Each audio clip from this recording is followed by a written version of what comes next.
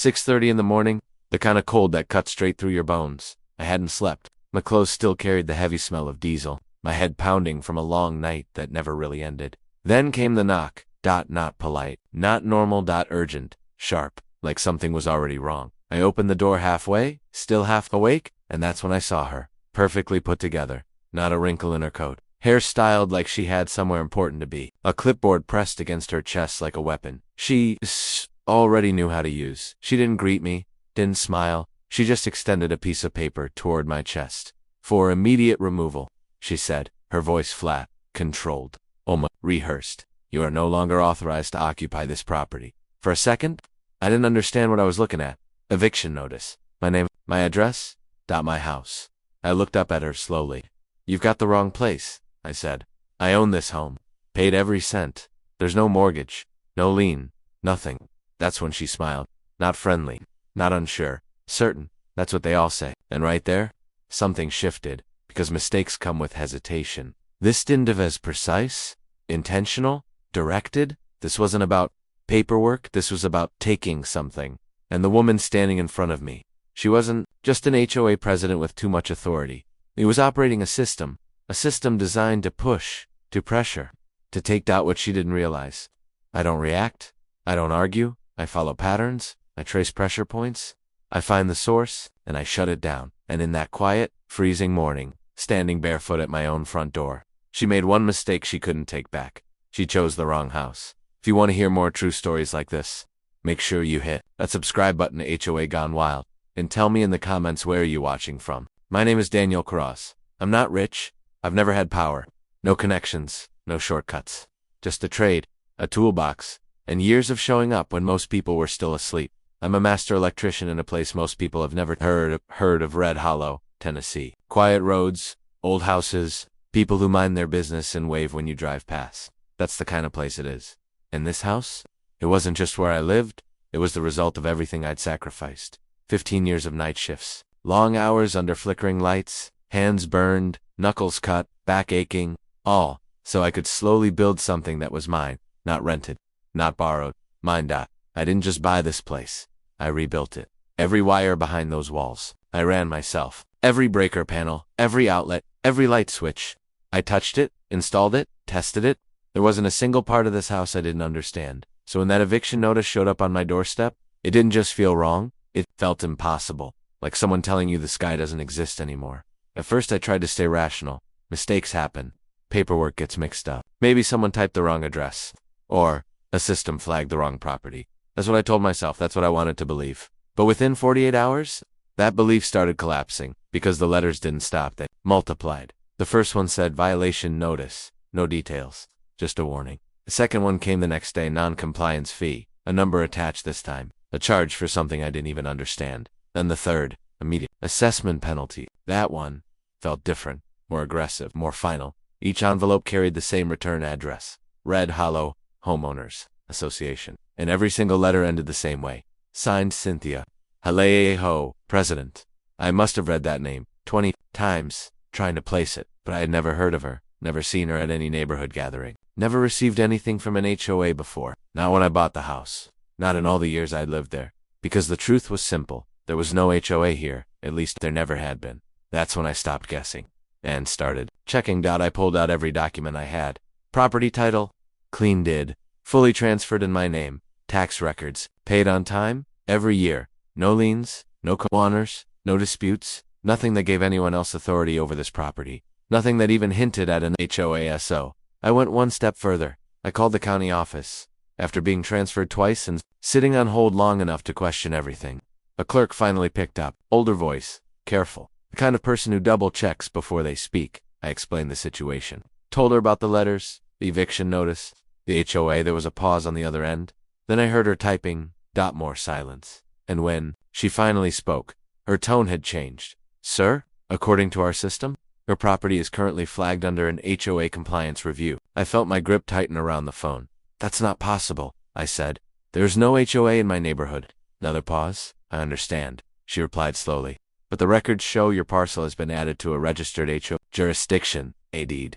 That word stuck, a deed. How? I asked. I don't have that information on my end, she said. but it appears to have been updated recently. Recently, that's when the first real crack appeared, because HOAs don't just appear overnight. They don't magically gain authority over fully owned homes without process, without votes, without notice at least. They're not supposed to. So how did a system that never existed suddenly have the power to find me, threaten me, and now try to remove me from my own home? I hung up the phone and just stood there in my living room, looking around at the walls. I built the wiring I ran, the life I created piece by piece. And for the first time since that knock on my door, I felt something shift inside me. Not fear, not confusion, clarity, because this wasn't a mistake. Mistakes come with explanations. This came with silence, pressure, escalation, which meant only one thing. Someone didn't just file paperwork. They changed something, quietly, deliberately, and they were counting on me. Not digging deep enough to notice, but that was their first mistake. Because I don't ignore systems. I study them, I follow them, and once I see a pattern, I don't stop until I find the source. And now, I knew for sure something was hidden underneath all of this. Something bigger than a few letters, or a fake fine. And whatever it was, it had already started moving against me. Cynthia didn't waste time. Whatever this was, it had already been set in motion long before that morning at my door. Within days, everything escalated. Not slowly, not cautiously, aggressively. My mailbox turned into a weapon. Every afternoon, I'd walk out expecting maybe a bill, maybe junk mail. And instead I'd find another envelope stamped with that same name, Red Hollow Homeowners Association. At first, it was almost laughable. Improper fence alignment. I stood there reading it twice, then looking up at my yard. I didn't even have a fence. Not a broken one. Not a partial one. Nothing. The next notice hit the very next day. Unauthorized vehicle violation. I looked at my driveway. My truck sat exactly where it always had. On my property, fully registered, fully legal. I remember actually saying it out loud, like maybe someone was watching. That's my truck, on my land. But the letters didn't care about reality. They followed a script, and that script was getting tighter, more detailed, more threatening. Each notice came with a higher number attached. Fees stacking on top of fees. Deadlines shrinking. Language shifting from warning to penalty. And then to enforcement. It felt like someone was slowly turning a dial. Increasing pressure one click at a time. And then the next phase started. The inspectors, they showed up, mid-morning, like they belonged there. Two guys in clean polo shirts, clipboards in hand, walking around my house like they owned it, taking photos, measuring things that didn't need measuring. I stepped outside before they could get comfortable. Hey, I called out. What exactly? Do you think you're doing? One of them barely looked up. Routine inspection? Authorized by who? That's when he glanced at me, almost bored. HOA compliance order. Just like that. Like those 3 words were supposed to explain everything. Like that made it legitimate. I felt something tighten in my chest. Because now it wasn't just letters. It was presence. They weren't asking anymore. They were acting. And that's when it clicked. This wasn't random. This wasn't someone making a mistake in an office somewhere. This was structured, layered, deliberate. They were building something. A case, a record, a narrative, and every fake violation, every photo, every fine, it was all being stacked together to create pressure. Not just legal. Pressure, psychological pressure. The kind that slows people down, confuses them, makes them question themselves, makes them think maybe it's easier to just comply, to just pay, to just walk away. But I wasn't there yet, not even close. So, I did what you're supposed to do. I stayed calm. I went by the book. I emailed Cynthia directly. Clear, professional, straight to the point. I asked for documentation. Proof of HOA authority. Legal basis for the violations? No response. I called the number listed on the letters. It rang, then went to voicemail. Every time I left messages, nothing. So I followed up again, emails, calls, requests, still nothing. No clarification, no explanation, just silence. And then, more letters. But no, they weren't just increasing, they were multiplying. 2 notices in 1 day. Then 3. The amounts doubled, then tripled. Late fees added before. Deadlines even passed. It didn't feel like enforcement anymore. It felt like acceleration, like they were speeding something up, pushing me toward a point I hadn't reached yet. And then the letter came, the one that changed everything. It was thicker than the others, more official, printed on heavier paper like it was meant to carry weight. I opened it, standing right there by the mailbox. And as my eyes moved across the page, I felt my stomach drop. Failure to comply may result in forced property seizure. I read that line again, slower, just to make sure I wasn't misunderstanding it. Forced property seizure. They weren't talking about fines anymore. They weren't threatening penalties. They were preparing to take ownership of my house, legally, or at least, something that looked legal enough to get away with it. I stood there for a long moment, the paper still in my hand, the world around me suddenly quieter, because now the picture was clear. Every fake violation, every ignored email. Every inspector, walking around my property like they belonged there. It wasn't random, it was a process. Step 1. Create violations. Step 2. Stack penalties. Step 3. Apply pressure. Step 4. Take the property, and the scariest part.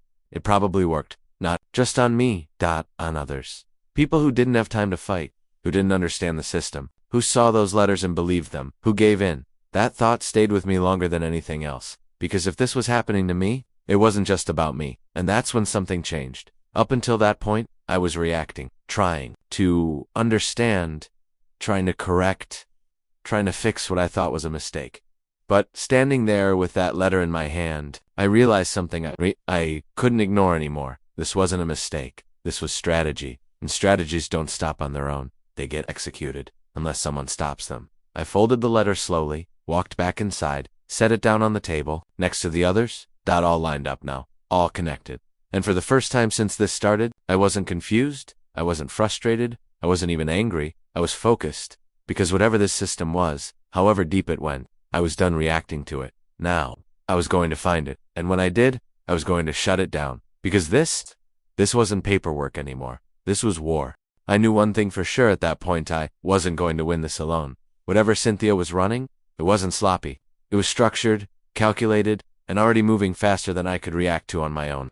And if I kept trying to handle it like a simple misunderstanding, I was going to lose everything. So, I made a call I hadn't made in years. Rebecca Vaughn. We'd crossed paths a long time ago on a job where I helped rewire her office after a fire. Back then, she struck me as the kind of person who didn't just understand the law. She knew how to use it, sharp, focused. The kind of lawyer who didn't bluff because she didn't have to. I wasn't even sure she'd remember me, but when she picked up, I didn't waste time. Rebecca, it's Daniel Cross. I need help. There was a pause.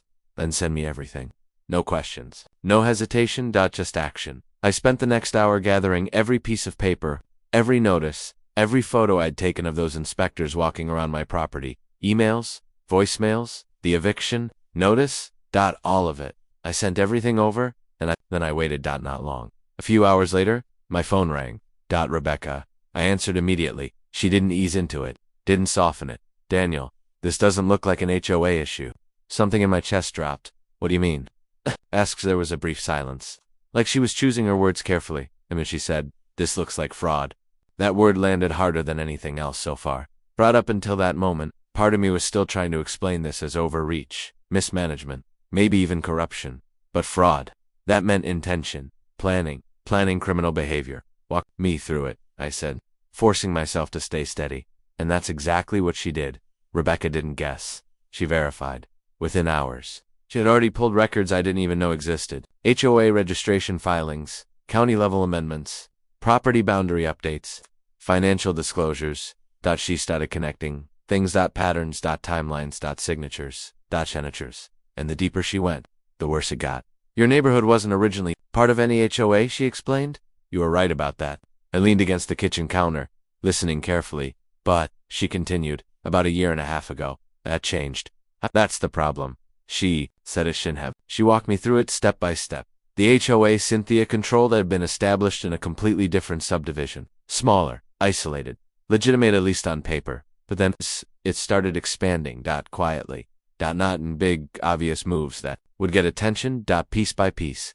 A property or a small cluster there, then another. Each addition filed as an amendment. Each amendment buried deep in county records, where no normal homeowner would ever look. No meetings, no community votes, no notices sent out to the people being affected. Just paperwork. Filed. Processed. Approved. Like a slow-moving shadow stretching across properties that never agreed to be part of it. I felt my jaw tighten.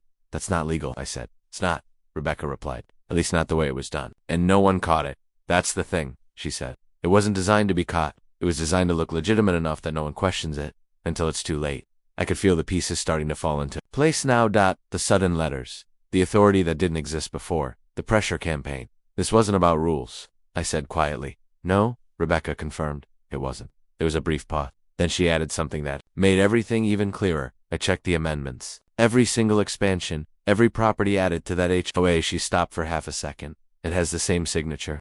I already knew the answer before she said it. Cynthia Hole, she confirmed. I exhaled slowly, staring at the stack of letters on my table. All of it connected now. She hadn't just stepped into power, she had built it, expanded it, stretched it over properties that never belonged to her. She's not managing a neighborhood.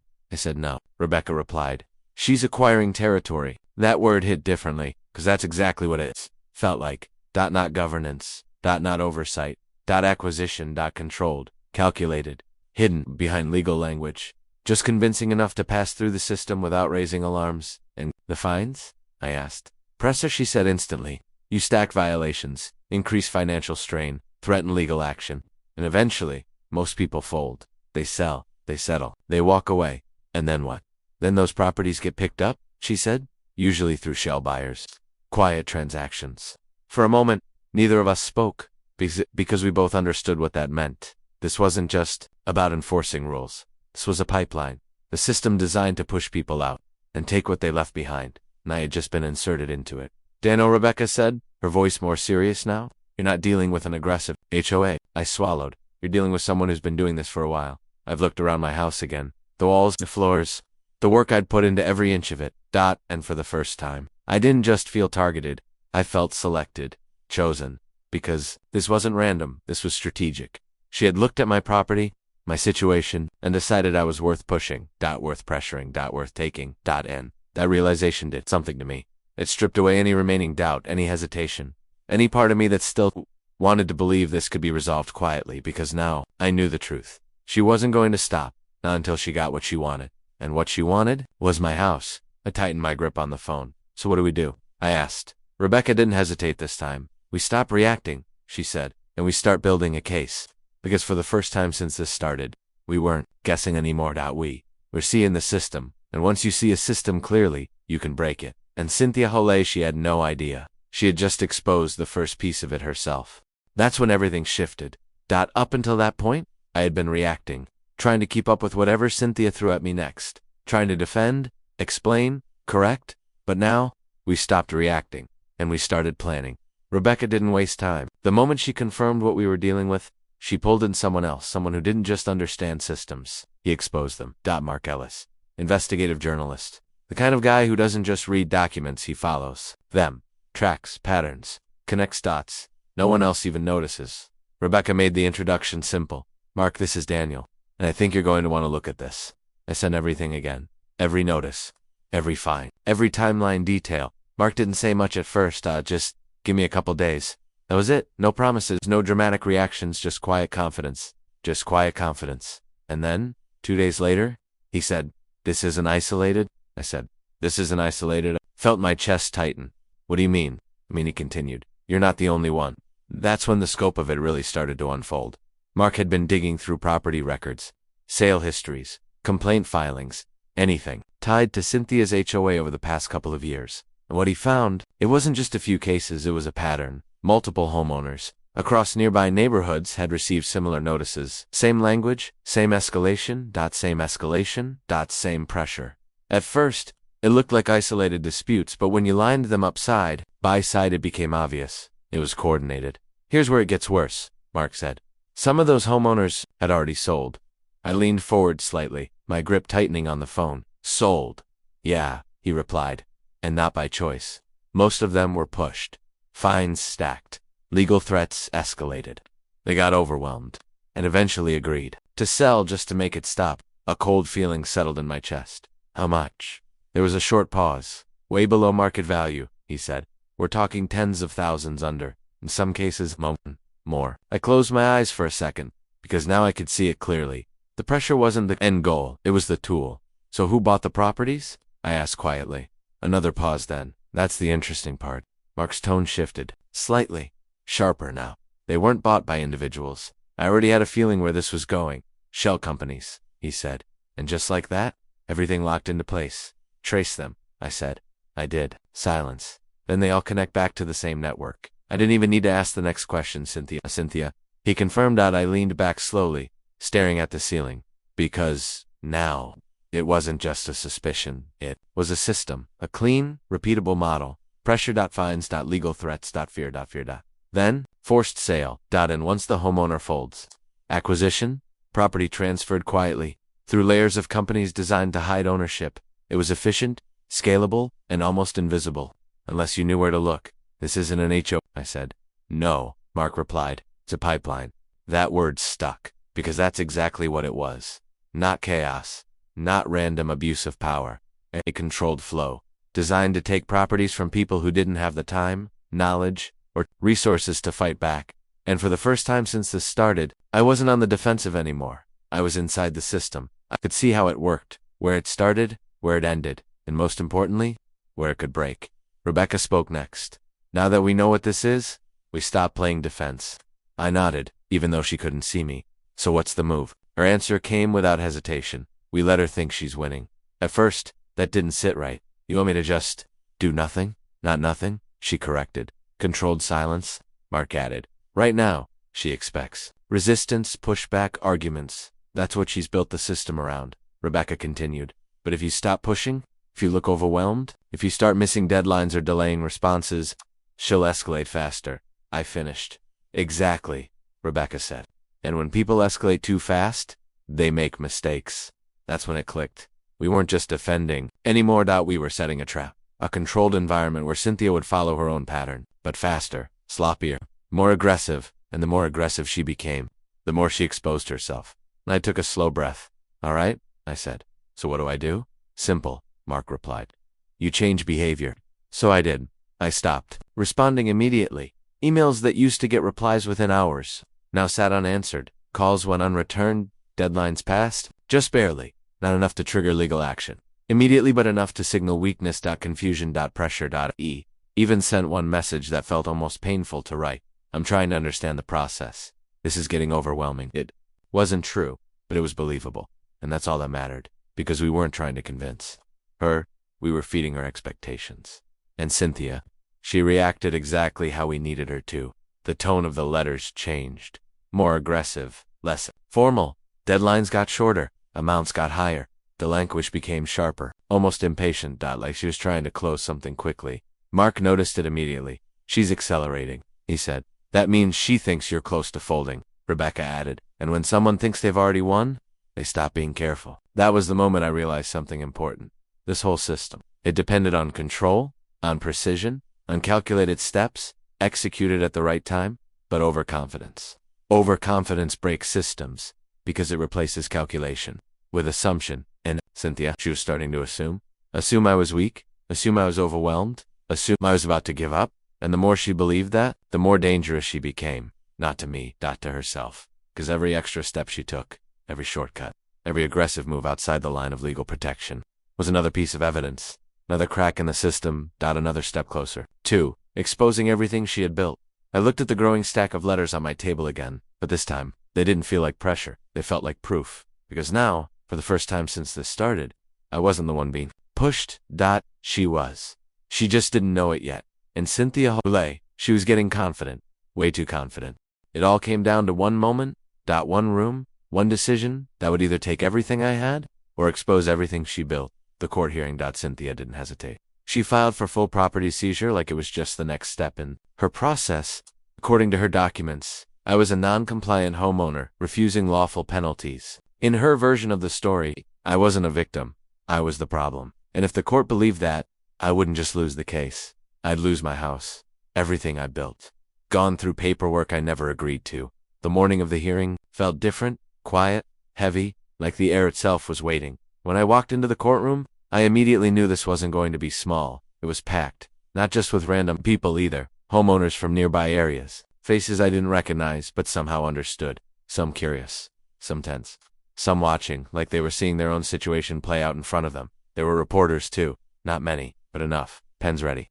Cameras low but present. Word had started to spread. And at the center of it all, Cynthia Hale. She walked in like she already owned the outcome. Sharp outfit. Perfect posture. That same controlled smile from the first morning at my door, but no, it carried something else. Confidence. The kind of confidence that only comes from someone who believes they've already won. She didn't look at me like I was a threat. She looked at me like I was a formality. Just another step before acquisition. I stayed quiet. Took my seat next to Rebecca. She didn't say much either. Just one sentence. Low and steady. Let them talk first. And that's exactly what happened. Cynthia's lawyer stood up with a stack of documents that looked heavy enough to bury someone. He spoke clearly, confidently, like he'd done this 100 times, Your Honor. The defendant has repeatedly violated HOA compliance standards, he went on. Violation after violation. Dates, notices, penalties. Each one presented like a fact, like something established. Undeniable. Photos appeared. My house, my driveway. Close-up shots of things twisted into evidence. Even the truck in my driveway was framed like it didn't belong there. Documents followed. Printed notices. Letters. Fee. Breakdowns. Organize. Layered. Built to tell one story. That I had ignored lawful authority. That I had refused to comply. That I had forced their hand. And sitting there, watching it all unfold, I could feel the pressure. Not because it was true, but because it was convincing. That's the danger of a well-built system. It doesn't need truth. It needs structure. And Cynthia had built structure. I glanced at Rebecca. Briefly, she didn't react, didn't interrupt, didn't even shift in her seat. Just listening, waiting, because this was the moment we had planned for. Let them build their case. Let them show everything. Let them commit fully. On record. Because, once it's all out there, you can dismantle it. The lawyer finished with a final statement that sounded almost rehearsed. Given the defendant's continued refusal to comply, the association respectfully requests immediate authorization for property seizure. Silence followed. The kind that stretches just long enough for doubt to creep in. Then the judge turned slightly. Defendant? That was it. The moment. Rebecca stood up slowly. No rush. No panic. Calm. Composed. Prepared. She didn't carry stacks of paper like the other side. She carried something heavier. Clarity. For a brief second, she said nothing, just looked directly at the judge. Then she spoke. Your Honor. Her voice was steady, controlled, precise. Before we address the alleged violations, a slight pause. We would like to submit evidence of a fraudulent HOA expansion and financial exploitation scheme. The words didn't just land, they cut. The room shifted instantly. You could feel it. It's that subtle change when people stop assuming and start paying attention. Even the judge leaned forward slightly. Cynthia's expression. It didn't collapse, but it changed. Just enough. A flicker. Something behind the confidence. Her lawyer reacted first. Objection? Your Honor, this is irrelevant to the current enforcement action. Rebecca didn't raise her voice. Didn't argue? She simply continued. Your Honor, the authority this HOA claims over my client's property is based on amendments that were never lawfully approved, never disclosed to affected homeowners, and were used to impose financial penalties as part of a coordinated acquisition strategy. Now the silence was different. Heavier. Focused. Because this wasn't just defense anymore. This was exposure. Rebecca placed the first document forward. County records showed that the HOA jurisdiction was expanded without required homeowner votes. Another document. Financial filings indicate repeated transfers between HOA-controlled accounts and shell entities. Then another. Multiple properties subjected to similar enforcement actions were subsequently sold under duress and acquired by companies linked back to the HOA president. Every word tightened the room. Every sentence shifted the weight, because the story that had just been presented was starting to crack. And for the first time since this began, the system Cynthia built wasn't pressing down on me anymore. It was turning inward. One hurt. I didn't say anything, didn't move, just sat there, watching, because this was the moment we had been building toward. Not the argument, not the defense, the reveal. And Cynthia, for the first time, she wasn't smiling anymore. That's when everything collapsed. Not slowly, not quietly, all at once. Rebecca didn't rush it. She didn't overwhelm the room with noise or emotion. She dismantled it, piece by piece. Like she was pulling wires out of a system she already understood. Your Honor, she said, placing the first set of documents forward. These are certified county filings showing unauthorized HOA expansion amendments. The judge leaned in slightly. These amendments, she continued, were never approved by a homeowner vote, and no notice was provided to the affected properties. A murmur moved through the room, small but noticeable. Cynthia's lawyer stepped forward quickly. Objection. These claims are speculative. Overruled, the judge said without hesitation. Proceed. That word alone shifted everything, because now, this wasn't just an argument. This was evidence being accepted. Rebecca didn't pause. She placed the next set down. Financial records tied to the HOA accounts, she said calmly, showing repeated transfers to external entities not disclosed in any official budget or report. She glanced briefly at Cynthia, then back to the judge. Entities that, upon further tracing, connect back to the HOA president. The room went still. Not confused, not distracted, focused, because now people weren't just hearing a defense. They were watching something unravel. Cynthia's lawyer tried again. More urgent this time. Your Honor, This is outside the scope of the enforcement, but the judge didn't even look at him. Continue. That was it. Control had shifted. Rebecca moved to the next piece. Property transfer records from neighboring areas, she said. Multiple homeowners subjected to similar violations, similar penalties, and similar escalation. She let that sit for a second. Then each of those properties sold below market value following enforcement pressure. Another pause, and each of those properties was acquired by shell companies. She placed down the final page in that set. Shell companies that trace back to the same ownership network. No one needed her to say the name. Everyone already knew. I didn't look at Cynthia right away. I didn't need to. I could feel it. That shift. That moment when someone realizes the room is no longer on their side. Her lawyer stepped back slightly now. Not arguing, recalculating. Too late. Because Rebecca wasn't finished. She turned slightly. Your Honor, we'd like to submit additional evidence obtained through investigative reporting. That's when Mark stood. He didn't look like much at first glance. No dramatic presence. No courtroom theatrics. Just a man holding a tablet, walking forward, with quiet certainty. Permission to present video evidence, he said. The judge nodded. Double quotes granted. The screen came to life. At first, it was just a room, a meeting, nothing special. Then the audio kicked in, voices clear, bare recognizable, and then Cynthia her. Voice.com/casual.strategic. Double quotes. How far can we push before they sell? The room froze. No movement, no whispers, just silence. Because that one sentence said everything. There was no confusion anymore, no gray area, no misunderstanding. This wasn't enforcement, it wasn't oversight, it wasn't about rules. It was about pressure. Calculated. Measured. Repeated. The video continued. More clips, more conversations. References to timelines, escalation strategies, discussions about fines, not as consequences, but as tools. At that point, Cynthia's lawyer didn't object, didn't interrupt. He just stood there, because there was nothing left to argue. The structure they built, the one that looked so clean, so convincing at the start, it wasn't holding anymore. It was collapsing under its own weight. I finally looked at Cynthia. The confidence, gone. That controlled smile, gone. What replaced it was something raw. Shock. Not the kind that comes from losing, the kind that comes from realizing you've been exposed. That everything you built, every step you took to stay hidden, was now sitting in the open, on record, in front of everyone. The judge leaned back slightly, eyes fixed on the documents, then the screen, then Cynthia. When he spoke, his voice carried weight. This court does not recognize the authority of the HOA in relation to the defendant's property. A pause. Case dismissed. It was immediate, final. No room for interpretation, but he wasn't done. Furthermore, he continued, based on the evidence presented, this matter will be referred for formal investigation into potential fraud, coercion, and unlawful property acquisition practices. That was the moment it fully broke. Not just the case, the system, because everything Cynthia had built depended on one thing: control, and in a single courtroom moment, she lost it. No more pressure, no more manipulation, no more hidden moves behind paperwork, just exposure, complete, irreversible. The room erupted, not loudly, not chaotically, but with energy. People shifting, whispers spreading, the kind of reaction that happens when something bigger than one case is revealed. Because this wasn't just about me anymore. This was about everyone she had pushed, everyone she had pressured, everyone she thought would never fight back. And now, they had something she never expected them to get.